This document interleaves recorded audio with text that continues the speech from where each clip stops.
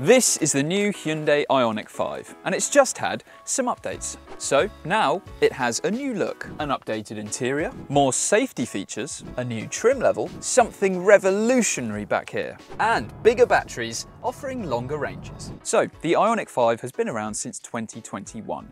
And a year after that, it was given some updates. A year after that, we saw the mega hot hatch Ioniq 5N, and a year after that, we now have had some updates to the regular car, which makes sense to be honest, because lots of other electric SUV rivals have also had updates to their lineup, like the Skoda Enyaq, the Tesla Model Y, and the closely related Kia EV6. So what is new exactly? Well, in the looks department, it's not a huge change from before, but there has been a subtle design tweak to the front and rear bumpers. These changes have actually increased the length of this Ioniq 5, but only by 20mm. This rear spoiler though is 50mm longer than it was before, and there are also some new alloy wheels. Inside, you might notice a slight rejigging of a few bits and pieces in here. So now this pixel design on the steering wheel can actually light up, but only on some trim levels, not this one.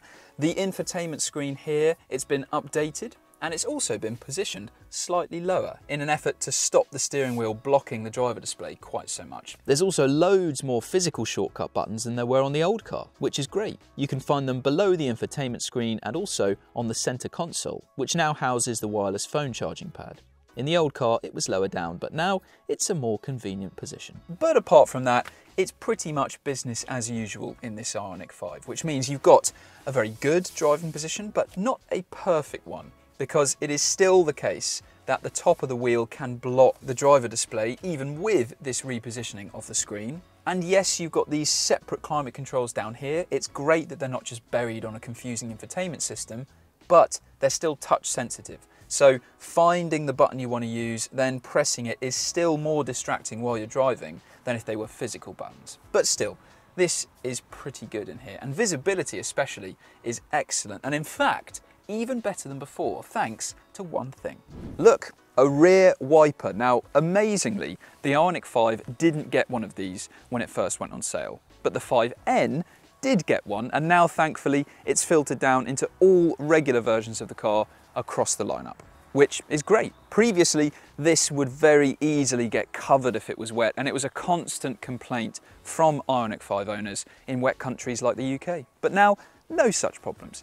Makes you wonder why they didn't just include it in the first place. Anyway, this touchscreen infotainment system is sharp and responsive. It's got nice looking graphics. Some of the icons are a little bit on the small side and fiddly to use while you're driving, but you've got some physical shortcut buttons, which is great. You've also got a voice control function, and there are some helpful physical buttons on the steering wheel as well. Now, in terms of overall quality in here, this is still a nice interior like it was before, but it remains the case that not all of the materials in here are amazing quality. So particularly on the passenger side of the dashboard, just doesn't feel particularly high class, and there's quite a lot of wobbly bits in here as well. And so it remains the case that an EV6 and a Model Y both offer interiors that feel a bit more premium than what you get in this Ioniq 5, but it's certainly not terrible in here at all. And really, it's good for storage and practicality because you've got this big center console set up here, which, as we showed you, gives you some smartphone charging. There's two cup holders, you've got this tray underneath it,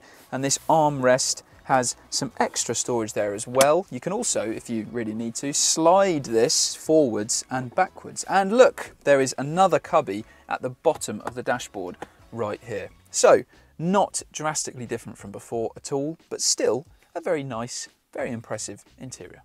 Now, we mentioned earlier that the Ioniq 5 is longer than it was before, but only by 20mm because of the different design in the new bumpers. All other dimensions are exactly the same. So that means inside, it's just as practical as it was before. So you can have a 6-footer driving, you can have someone the same height sat behind, and they will have plenty of legroom to stretch out and relax in. It really is very impressive in that department. Headroom is also very good, even for an electric SUV, but ultimately there are other cars in this class, like a Model Y, that offers a bit more headroom for passengers. This car is also great if you've got 3 people sat side by side because it's a nice wide interior. And if you are in this middle seat, then yes, you are sat slightly higher up than you are in the other 2 seats, but an adult should still have some clearance above their head before the roof lining. It's also great that there's a flat floor because that really helps for legroom in this middle seat as well. What you can also do back here is slide the rear bench forwards and backwards, 60-40, and you can also recline these rear seats as well if you want to sit back and relax. But they can't go back quite as far as the front seat can, because if you go for an Ioniq 5 in Ultimate trim, then as an option you can add a premium relaxation seat, which essentially turns this driver's seat into an armchair, so you can really sit back and relax while you wait for a charge. But as we said, you can only have it on an Ultimate trim car as an option. It comes as standard on N-Line S, so you've got to end up spending quite a lot of money before you can get that function. And remember, as standard, this seat can actually go pretty far back anyway, and the only real benefit of going for the premium relaxation seat is that you get some extended leg support as well to make it properly feel like an armchair.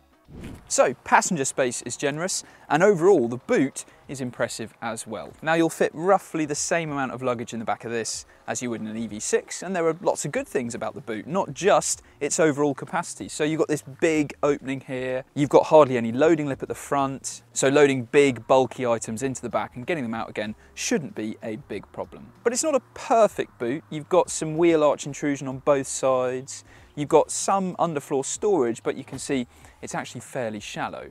It's also not really a height adjustable boot floor, but you can remove this completely if you want to. What is good is if you want to access the very back of the underfloor storage, which goes all the way pretty much to the rear seats, then you can prop it up like this. The parcel shelf can be put in one of two positions if you want to recline the rear seats as far back as they'll go, or you can remove it completely. Unfortunately, there's nowhere to store it in the boot itself. If you want to increase the overall capacity back here, you can of course lower the rear seats. You can't do it from the back, you've got to come around to the side and use this lever down on the seat base. They split fold 60-40, and you can see, okay, they don't lie perfectly flat with the boot floor, but there's no big step up from here to there, and it's a gentle slope instead. So with the rear seats up and the parcel shelf in, we could fit 7 carry-on size suitcases in this space below the parcel shelf here. That is a pretty good number, but not the absolute best among electric SUV rivals. For example, in an ID.4, we could fit 9, and in a Tesla Model Y, we could fit 10. And that includes the number of suitcases you could fit in the back and also in the front of that Model Y. In the Ioniq 5, you won't be able to fit a suitcase in here, but you can fit a charging cable and a soft bag. Just bear in mind though, this is a 2-wheel drive version of the Ioniq 5, and if you go for a 4-wheel drive car, then this space is greatly reduced. Anyway, back to what's new with the Ioniq 5, and perhaps the biggest change is in the battery lineup. So previously, there were 2 choices of battery. You had a 58 kilowatt-hour battery and a 73 kilowatt-hour battery, but now they've been replaced with bigger units. So now the choice is between a 63 kilowatt-hour battery and an 84 kilowatt-hour battery. So bigger batteries means longer ranges as well. And in the smaller battery, the official range is now up to 273 miles, and in the big battery, it's 354 miles.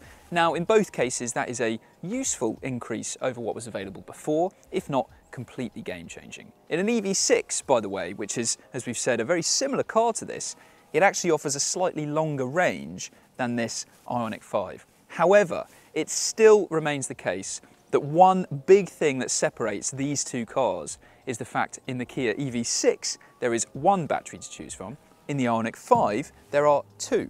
And that means that because you can get this with a cheaper, smaller battery, the starting price of the Ioniq 5 actually looks really quite competitive against not just the EV6 but other electric SUV rivals as well. But of course, the smaller range on offer might not suit absolutely everybody. So if you do want to go for the bigger battery with the longer range, then it's about £3,500 more to go for that model over the small battery one.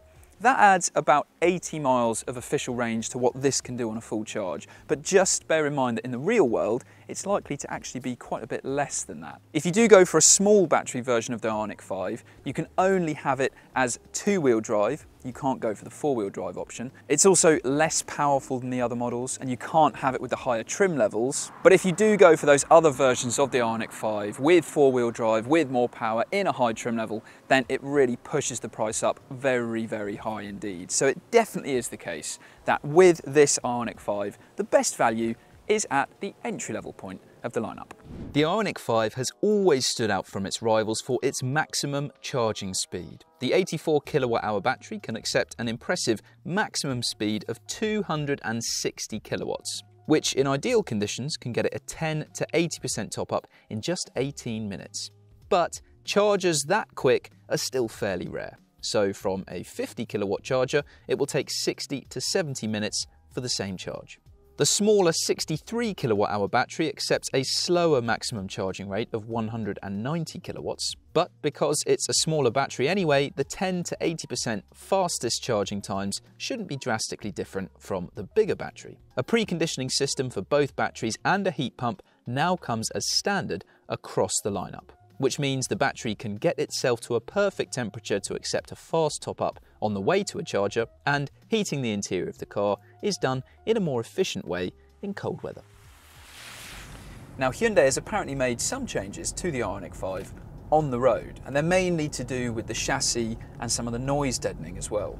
So for example, there's been a focus on reducing the vibrations felt up through the steering column, which didn't seem to be a huge problem in the previous car, but is fine in this new one. And the sound deadening around the electric motor at the rear has also been improved, because in some electric cars, when you accelerate, you can get this irritating whine from the electric motor. But in the Ioniq 5, when you accelerate, it is absolutely silent. No noise from the motor that you can hear whatsoever.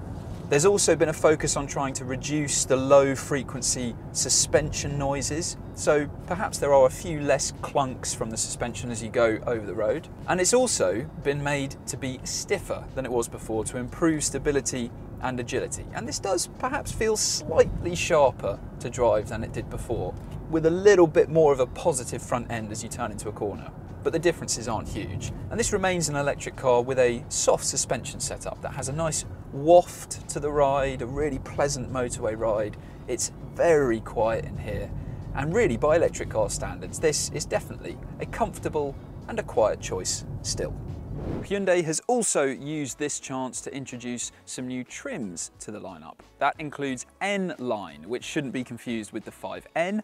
N-Line doesn't bring any performance enhancements, but it gives a few sporty styling cues to the car, like 20-inch alloys and some different bumpers. The lineup starts with entry-level advanced trim, which gets plenty of equipment like 19-inch alloys, dual-zone climate control, adaptive cruise control, a heated steering wheel, heated front seats, and cloth upholstery.